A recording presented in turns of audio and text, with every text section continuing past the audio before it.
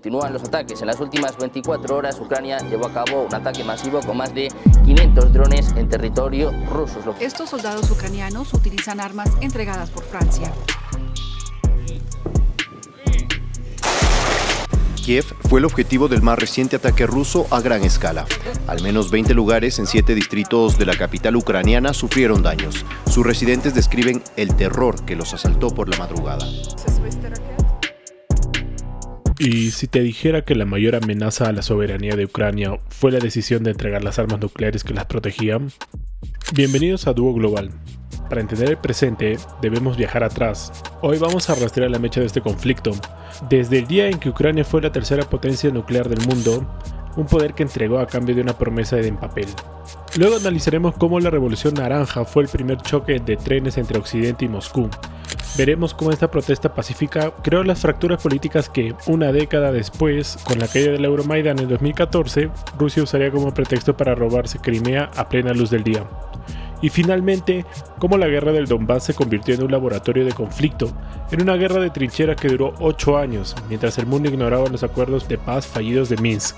Esta es la historia de cómo la guerra que vemos hoy se cocinó a fuego lento en la mesa de negociaciones, un error que costaría la vida de miles de personas y cuyas consecuencias geopolíticas apenas están comenzando.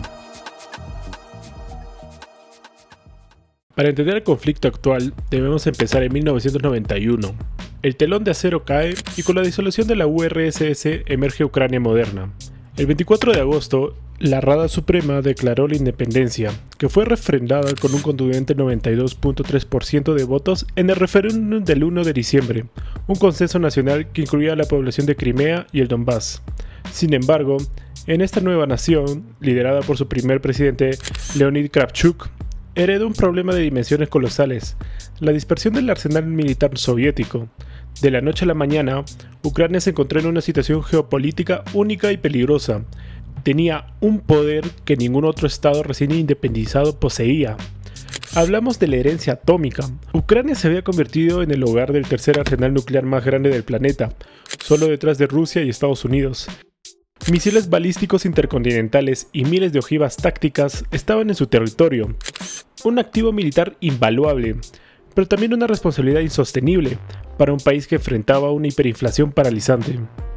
La presión internacional fue inmediata. Ni la Rusia de Boris Yeltsin, que quería consolidar el monopolio nuclear postsoviético, ni Occidente, liderado por presidentes George Bush y luego Bill Clinton, querían ver un nuevo estado con armamento atómico. La prioridad de Washington era clara: la no proliferación. Kiev se enfrentó a un dilema existencial.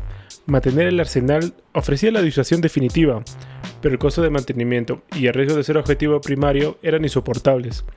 La solución vino como un compromiso inicial, la firma del Protocolo de Lisboa de 1992, donde Ucrania aceptaba entregar las armas a Rusia y adherirse al Tratado de No Proliferación Nuclear como un estado sin armas nucleares. Pero ese acuerdo inicial no era suficiente para Kiev. Para renunciar a su única garantía de seguridad, Ucrania exigió un cambio de garantía de seguridad vinculante, la soberanía total a cambio del desarme total. Esta exigencia llevaría a la firma del documento más trascendental en la historia moderna de Ucrania. Este acuerdo, conocido como el Memorándum de Budapest, se firmó el 5 de diciembre de 1994, con la presencia de Leonid Kuchma por Ucrania, Boris Yeltsin por Rusia, Bill Clinton por Estados Unidos y John Major por el Reino Unido. La premisa era sencilla: Ucrania entregaba la totalidad de su arsenal nuclear para ser desmantelada en Rusia. A cambio de este desarme completo, un proceso que culminaría en 1996 con la última transferencia de la cabeza nuclear, las tres potencias nucleares firmantes ofrecieron 6 cláusulas clave.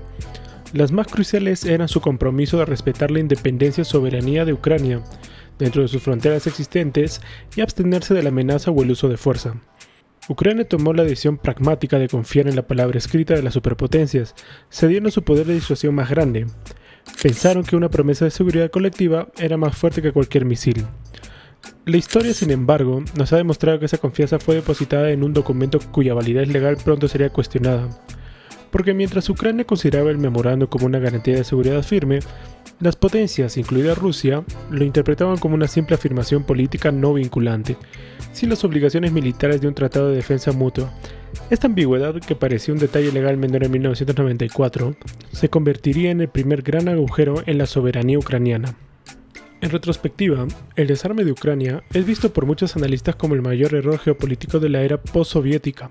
Al entregar el arsenal, Ucrania eliminó su única herramienta de disuasión total contra su vecino, dejándola dependiente de la buena fe de las potencias garantes.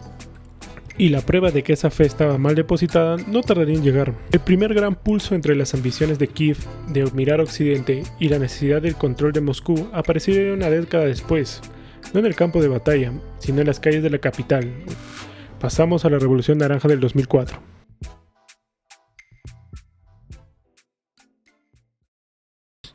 Tras el desarme y la firma de Budapest, la amenaza militar inmediata se desvaneció, pero las fisuras políticas internas se ampliaron. El primer gran choque de trenes ocurrió en 2004, durante las elecciones presidenciales. El mapa político ucraniano se polarizó brutalmente entre el este, con fuerte dependencia de Moscú, y el oeste, que viraba más hacia Europa. Los candidatos que cristalizaron esta división fueron Viktor Yushchenko, pro-occidental, y Viktor Yanukovych, fuertemente respaldado por Rusia. Moscú hizo una apuesta clara, con el primer presidente ruso Vladimir Putin visitando Ucrania múltiples veces para respaldar públicamente a Yanukovych. Esta injerencia directa provocó una respuesta desafiante en el campo pro-occidental, que acusó a Rusia de intentar dictar el futuro de Ucrania. Tras la segunda vuelta, la Comisión Electoral declaró ganador a Yanukovych, pero las irregularidades fueron tan flagrantes que el resultado se convirtió en un escándalo. Se documentó manipulación masiva y fraude. El propio Yushchenko, que había sido envenenado misteriosamente, denunció el robo. Su vicejefe de campaña, Mykola Tomenko, resumió el sentimiento popular de la siguiente manera, convirtiéndose en una voz clave de la protesta. Este fraude no fue solo contra Yushchenko, fue un fraude contra la voluntad de los ciudadanos ucranianos. Debemos defender la dignidad. Mykola Tomenko. La presión social tuvo su impacto legal. El Tribunal Supremo de Ucrania, en una decisión histórica, anuló los resultados de la segunda vuelta debido a la evidencia de fraude electoral masivo. El presidente del tribunal, Anatoly Yarema, justificó la decisión con una declaración que resonó como un hito democrático y que restablecía el orden constitucional. El tribunal ha establecido que el resultado electoral es poco fiable y no refleja la verdadera voluntad de los votantes. La repetición de la votación es la única vía para restaurar la justicia constitucional. Anatoly Yarema. Tras la repetición, Viktor Yushchenko fue declarado vencedor. El resultado fue un precedente peligroso para Moscú. Demostró que la influencia del Kremlin no era absoluta y que el pueblo ucraniano podía revertir la voluntad del establishment. Sin embargo, ese triunfo político no resolvió la profunda fractura este-oeste del país, una herida que seguiría supurando hasta que la ambición de Yanukovych por el poder le abriera un par de par. Y esa herida se infectaría fatalmente con el colapso del Euromaidán en el 2014.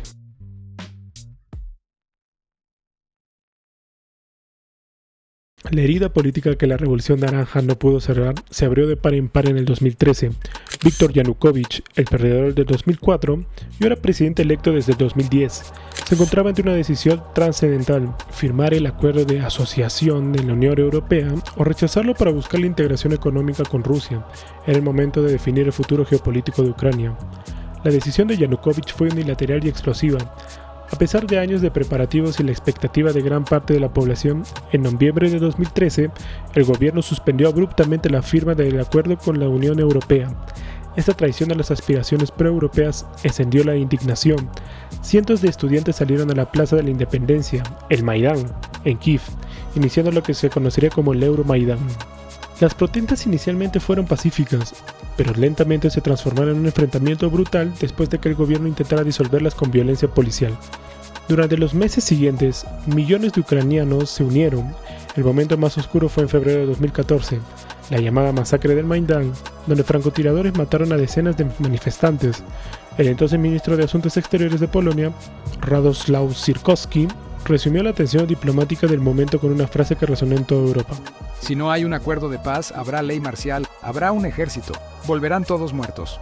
Radosław Sikorski, ministro de Asuntos Exteriores de Polonia, advirtiendo a Yanukovych. Ante la escalada y pérdida de control, el presidente Yanukovych huyó del país en febrero de 2014, siendo destituido por la Rada Suprema por abandono de funciones. Este vacío de poder fue el momento que Rusia estaba esperando. El Kremlin se negó a reconocer al nuevo gobierno de transición, etiquetándolo como un golpe de estado orquestado por Occidente. La respuesta rusa fue rápida y quirúrgica, también devastadora. En cuestión de días, fuerzas especiales rusas sin insignias, los célebres hombres verdes, tomaron posiciones estratégicas en la península de Crimea, que históricamente había sido un lugar de la flota del Mar Negro rusa. Ucrania, con su ejército desorganizado y sin su garantía nuclear que la respaldara, no pudo ofrecer resistencia efectiva. El 16 de marzo de 2014, Rusia orquestó un referéndum express en Crimea, no reconocido por la comunidad internacional bajo la ocupación militar. 2 días después, el 18 de marzo, el presidente Vladimir Putin firmó el Tratado de Adhesión en Moscú. La anexión de Crimea fue la primera violación flagrante y militar de la soberanía ucraniana, y el pisotón directo al memorándum de Budapest, demostrando que la promesa de seguridad de 1994 era de hecho un papel muerto, y el siguiente paso de Rusia no se detendría en Crimea, sino que se extendería hasta el Donbass.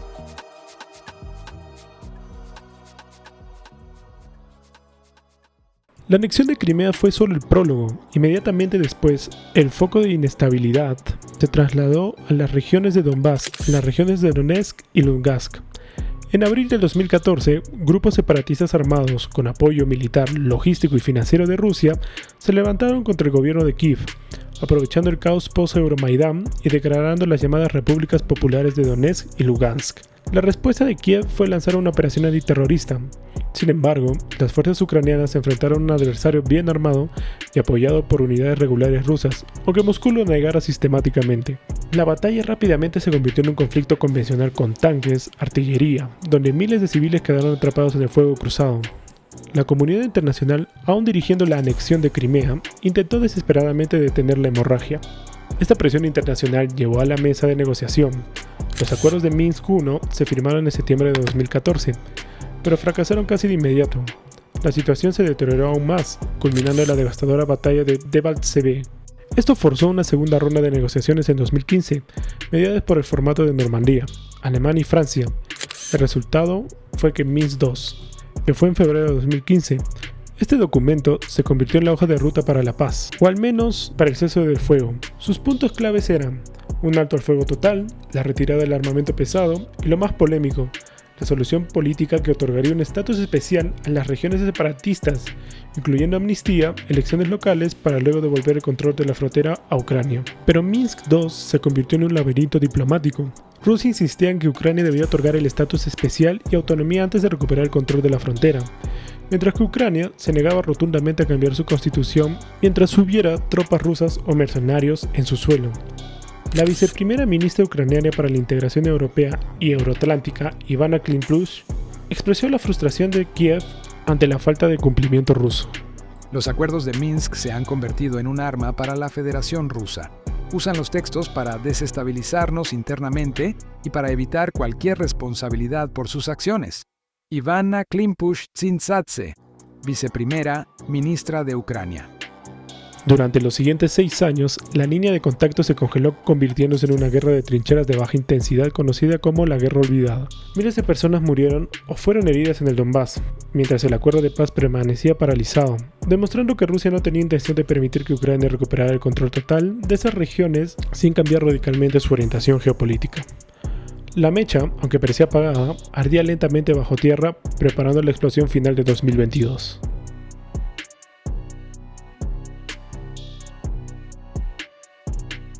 Hemos recorrido más de 30 años de historia, desde la inocencia política del desarme nuclear hasta la división de la Revolución Naranja, la anexión ilegal de Crimea y la parálisis diplomática de Minsk. En cada uno de estos eventos, podemos ver cómo una pequeña concesión o una promesa rota nos acercó cada vez más al conflicto del 2022. La lección de esta historia es brutalmente clara. La soberanía ucraniana fue erosionada metódicamente, no con un solo ataque, sino con una serie de decisiones y traiciones que nacieron mucho antes que el primer tanque cruzara la frontera. Ahora te toca a ti. Después de revisar todos estos antecedentes, me gustaría saber tu opinión en la sección de comentarios. ¿Cuál fue el momento más crítico que hizo inevitable esta guerra? ¿Fue la entrega de armas nucleares en 1994 o el fracaso de los acuerdos de paz de Minsk en 2015? Deja tu comentario ahí abajo, construyamos un debate. Si te ha gustado este análisis profundo y riguroso, no olvides suscribirte y activar la campanita para no perderte el próximo análisis. Nos vemos en los comentarios.